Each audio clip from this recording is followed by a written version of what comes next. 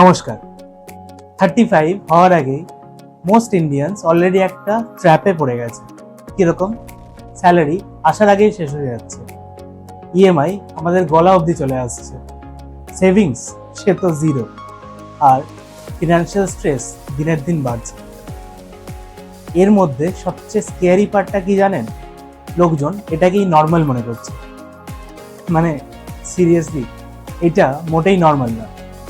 School তোমাকে ট্রিগনোমেট্রি শেখালেও money management কখনোই শেখায় না। তাই নিজের বেস্ট ফিনান্সিয়াল ইয়ার্সগুলো ওয়েস্ট করার আগে এই ভিডিওটা নিশ্চয়ই দেখো। একটা ব্যাড মানি হ্যাবিট তোমার ফিউচারটা নষ্ট করে দিতে পারে। আর আজ আমি বলবো 16টা ফিনান্সিয়াল ট্রুথ, যেইগুলো একটু শুনতে কটু লাগলেও তোমার জানার অধিকার। আর ম্যাক্সিমাম লোকজন এগুলো বুঝতে লাইফে অনেক লেট করে ফেলে। পুরো ভিডিওটা দেখো, কারণ লাস্ট ফিনান্সিয়াল ট্রুথটা হচ্ছে বোনাস আর সব থেকে বড় financial truth. Financial truth number 1, salary দিয়ে রিচ হওয়া পসিবল। মিডিল ক্লাসের বিগেস্ট ইলিউশন কি জানো?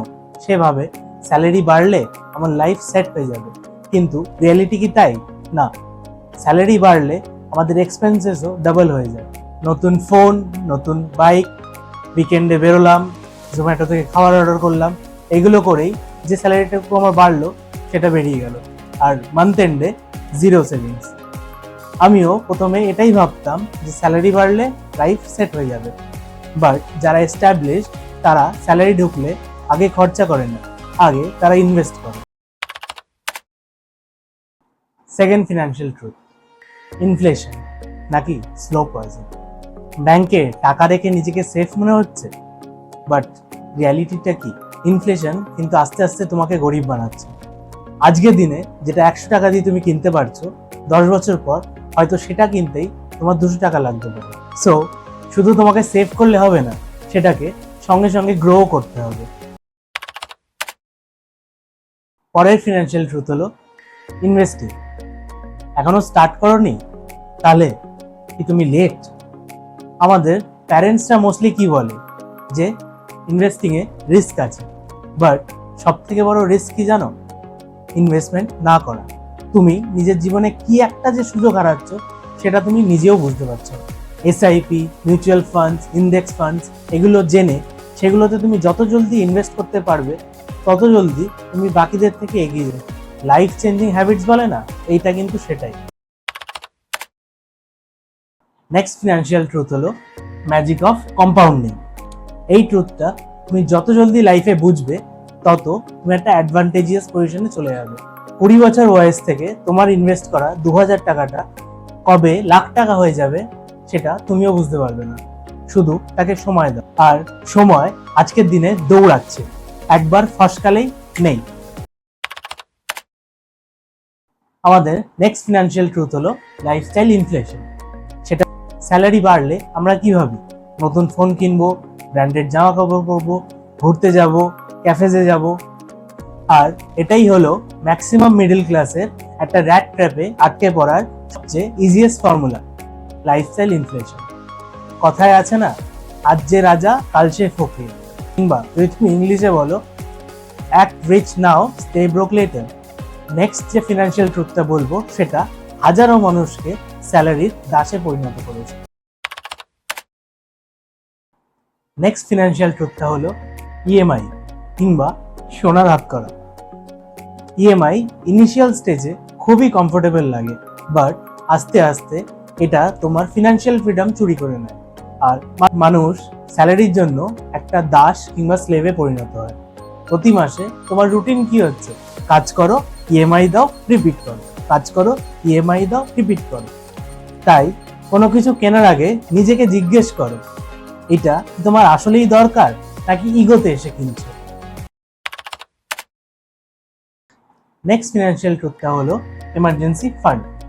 একটা মেডিকেল বিল, একটা জব লস, বাস সব শেষ, তোমার সব কিছু কোল্যাপস করে যায়।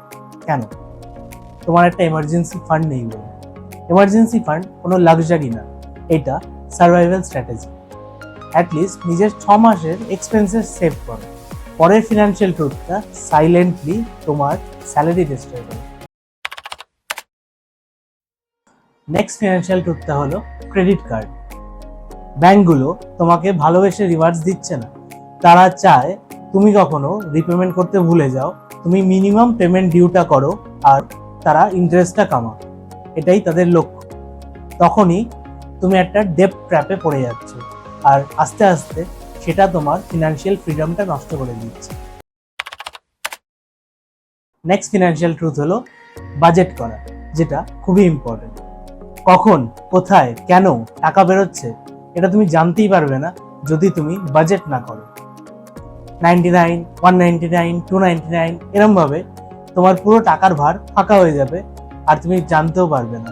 এর জন্য বাজেট করা খুবই দরকার।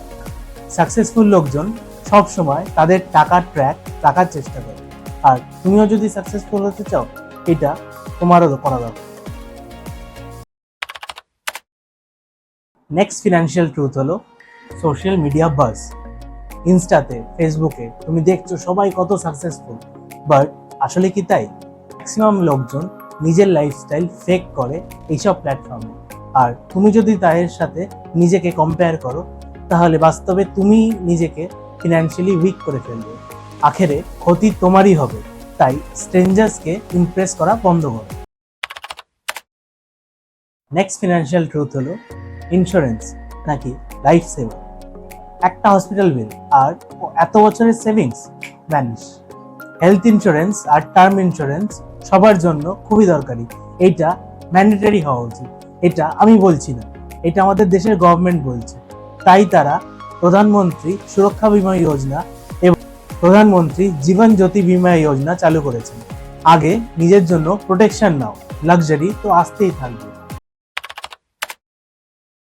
নেক্সট ফিনান্সিয়াল ট্রুথ হলো ফিনান্সিয়াল এডুকেশন, যেটা কিন্তু একটা সুপার পাওয়ারও বটে। ম্যাক্সিমাম এডুকেটেড লোকজন এখনো ফিনান্সিয়ালি স্ট্রাগল করে কেন?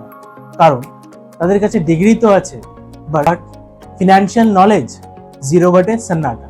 ট্যাক্স কি করে ফাইল করবে, ইনভেস্টমেন্ট কি করে করবে, অ্যাসেট কোনটা, ডেপ্ট কোনটা, এগুলোই যদি না জানো তাহলে স্যালারি কখনোই তোমার এনাফ লাগবে না। নেক্সট ফিনান্সিয়াল ট্রুথ হলো ওয়ান ইনকাম সোর্স। সেটা কি? রিস্কি। ওয়ান ইনকাম সোর্স মানে কিন্তু one point of failure. Job থাকা ভালো, বাট সাইড ইনকাম তোমার একটা পাওয়ারফুল ফিল্ড। দরকার হলে ইউটিউবে কন্টেন্ট বানাও, ফ্রিল্যান্সিংয়ে কত কিছু গিগ আছে সেগুলো করো, কিংবা কোনো একটা নতুন স্কিল শেখো এবং সেটা বাকিদের শেখাও। এক্সট্রা ইনকাম একটা ফিনান্সিয়াল ফ্রিডমের স্পেস দেয় তোমাকে, যেটা সবার খুবই দরকার। নেক্সট ফিনান্সিয়াল ট্রুথ হচ্ছে ফিনান্সিয়াল হ্যাবিট, যেটা আমাদের ফিউচার ডিসাইড করে। রাতারাতি কিন্তু কেউ বড়লোক হয় না। আমাদের ছোট ছোট হ্যাবিটস আস্তে আস্তে একটা বড় ওয়েলথ ক্রিয়েট করতে আমাদের সাহায্য করে। সেভিং, লার্নিং, ইনভেস্টিং, এই সাইকেলটা যদি তুমিও ফলো করো, তুমিও একদিন অন্যদের মোটিভেট করতে পারবে। নেক্সট ফিনান্সিয়াল ট্রুথ এটা হলো টাইম। টাইম নাকি বুলেট ট্রেন। আজকের দিনে তুমি যদি ইয়াং হও আর যদি দুহাত খুলে খরচা করো, বাট একদিন তুমি রিয়েলাইজ করবে যে ফিউচারের জন্য তুমি কিছুই গুছিয়ে রাখোনি। আর আর এই ফিলিংসটা ছুঁচ ফোটার থেকেও বেদনাদায়ক হয়ে উঠবে তোমার জন্য। Last but biggest financial truth হলো ফিনান্সিয়াল ফ্রিডম। রিয়েল ওয়েলথ কিন্তু ল্যাম্বরগিনি কিংবা পোর্শে না। রিয়েল ওয়েলথ হলো স্ট্রেস ফ্রি ঘুম, কোনো স্যালারির চিন্তা না থাকা, কি করবে সেটা চুজ করার অপশনটা তোমার কাছে থাকা, আর একটা পিস অফ মাইন্ড। আর সত্যি বলতে এগুলোই হলো অ্যাকচুয়াল ফ্লেক্স। তোমার কাছে কটা গাড়ি আছে সেটা না। প্রাইম এক্সাম্পল আমাদের থালা MS ধোনি। রিটায়ারমেন্টের পরে উনি গিয়ে ফার্মিং করছেন কেন? সেই পিস অফ মাইন্ড আর একটা স্ট্রেস ফ্রি লাইফের জন্য। যদি তুমিও আন্ডার 35 হয়ে থাকো তাহলে নিজের বেস্ট ফিনান্সিয়াল ইয়ার্সগুলো ওয়েস্ট হতে দিও না। আজকের নেওয়া একটা ভালো ডিসিশন তোমার পরবর্তী 20 বছর বদলে দিতে পারে, আর আজকের নেওয়া একটা খারাপ ডিসিশন সেটাকে ধ্বংস করে দিতে পারে। ম্যাক্সিমাম লোকজন এই লেসনগুলো ইগনোর করে দেবে আমি জানি, অ্যান্ড সারা জীবনের জন্য তারা একটা ট্র্যাপে আটকে পড়বে।